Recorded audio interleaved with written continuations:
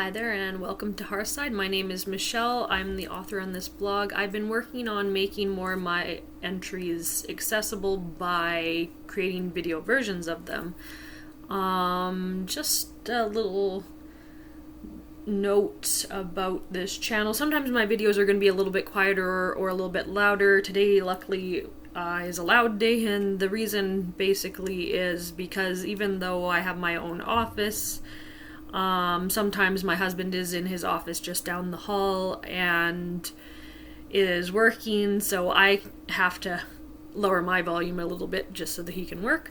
Today that's not the case, so I can be as loud as I want within reason. So I'm looking at an entry called Hell and the Chthonic Aspects of the Dark Time. I wrote this in January of this year, and something that I was doing at the time was a Yule Wait ceremony. So some of you may be familiar with the Sun Wait candles, which are every Thursday, I believe, going up to the solstice. So I was doing something a bit similar, but with dates going up until the Yule moon in January. And for each candle, I had them representing different deities. So I spent a bunch of time thinking about what deities were associated with Yule and winter and the dark time. So I had like a list of different possibilities: Hilda, Skadi, Uller, Odin, Frigg, Thor, maybe Freyr, Sol, Balder, and Hel. But the way that I decided to do things was I wanted to focus specifically on female deities. So Hel was one of the ones that I chose, and it just got me thinking a lot about who and what Hel is. So in the same way as when I was discussing Skadi, I was asking myself, is Hel worshipful? Hel is not mentioned among the Asynjur, which is the goddesses of the Aesir. However, many heathens do seem to see her as a goddess anyways, and it doesn't seem unlikely to me that she was worshipped by elder heathens, or at least appeased in some way. If we're looking in the lore, then we see that Odin does not let Hel remain among the Aesir, but the gods aren't really afraid of her in the same way as her brothers, and she is given Helheim, where she has her own realm to rule over the dead. So even though the gods considered her other, they seem to respect her on some level, and they even try to negotiate with her to get Balder returned, and she's willing to make some sort of deal with them. The fact that they're not able to collect on that is a different matter, but there seems to be some sort of workable relationship between them. And then I'm looking at what academics and different people also are thinking of Hel as well. So some scholars believe that she's a personification of the grave, rather than a deity, much in the same way that some say that Sol and Mani are really more personifications of the sun and moon than deities. But from what we see in the lore, it seems like Hel is a much more well-rounded character than Sol and Mani even. And then there's all the stories that did not survive, so it's really hard to make that sort of assumption, and I really hesitate to say that any being within the lore is just a personification of something. That seems like an oversimplification and a way to brush aside their importance. So it doesn't seem that there was any, full-on evidence that Hel was worshipped by elder heathens, but again, we don't know how much survived. there also is no evidence that she wasn't. And we do know that ancestor veneration was associated with winter months in particular, and since Hel presided over the dead, perhaps she was honored at that time or in the same way. We know from archaeological finds that oftentimes the burial sites and the sites where ancestor rites occurred were facing north, which was believed to be the direction in which Helheim was. So Helheim is described as being in the north, and definitely is associated with the winter months. If we think about the north wind bringing the cold of winter to us, what else is riding in on those winds? Obviously, the wild hunt. And this is a procession of the dead. So it really seems that there's a connection between the honored dead during the Yule system and even this wild reverence of the wild hunt. So it seems not a far leap to think that Hel would also be associated with this time. However, it's not just the dead that are walking among the living during this season, but it seems easier for the living to pass between worlds as well. Dreams are more vivid, there's longer nights, you may be able to journey between worlds more easily, but also historically, and even to some extent in modern times, with the dark time comes more chances of sickness and historically even starvation. So many of the living would find themselves entering Hel's halls more permanently this time of year as well.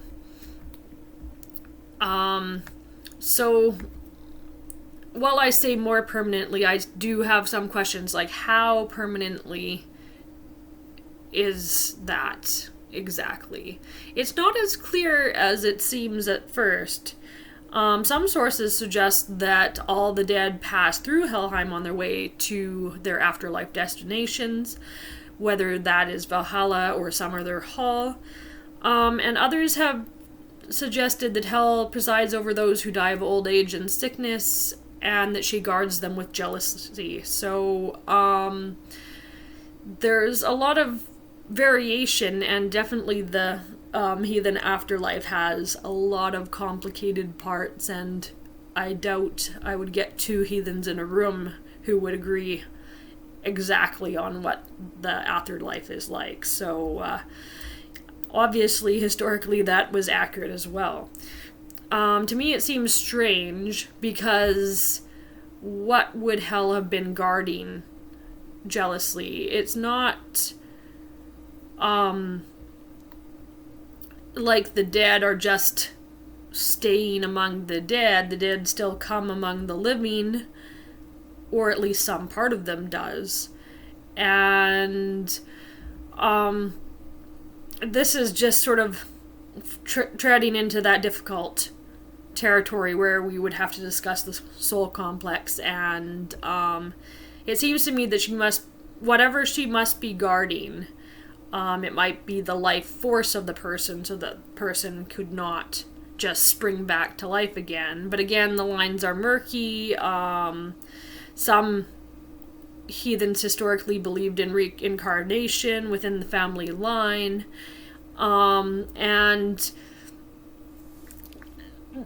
there's, of course, Draugr, which is not really a true coming back to life, but some part of the being still remaining in the body. So there's a lot of questions, more questions than answers, and a lot of things to sift through, and you're going to have to decide for yourself what you think fits with your own worldview and your own personal beliefs. So it does make me wonder, like, how permanent is the time that you would spend in Helheim. And it's also why I question how jealously Hel could actually be guarding the dead, it's true that she's reluctant to part with Balder, but also Baldur's quite a bit more of a prize to be won than just some random dead human. The other thing is to consider Hel herself. So she's half living and half dead in appearance, which suggests that she doesn't preside over the dead exactly, but maybe the space between life and death. So she presides over the dying or the recently dead, and perhaps also those who are about to be born. She is more of an entity of thresholds and transformations, potentially. The dead travel the road to Hel, but is Helheim the final destination or just a way house? And I think there's no way of us knowing unless we were dead or gods, probably. So, but it's fun to think about anyways. So, is Hel worshipful? I would say she's at least deserving of recognition and respect. Some heathens would argue that you can't form a gifting cycle with her because she has only one gift that she can give, which would be death. I'm not sure if that's true. It seems like it's a pretty limited view based on her personification of death, but it doesn't seem to me that she's baleful. So is she worshipful? That's a gray area and something that only you can decide for yourself. Some heathens do give her offerings to thank her for watching over their beloved dead, and some modern heathens also choose to see her as a goddess who is worthy of the same worship as any of the Aesinger gods, or Aesinger goddesses, I should say. I think that Hel has a lot that she can teach us about death, about cycles and transformation, and I also think that we should be wary of her because of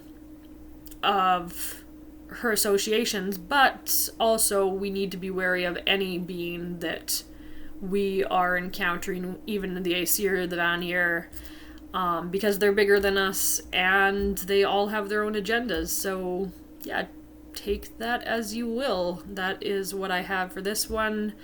I have more links in the comments if you want to read more about this sort of topic, and I will see you next time.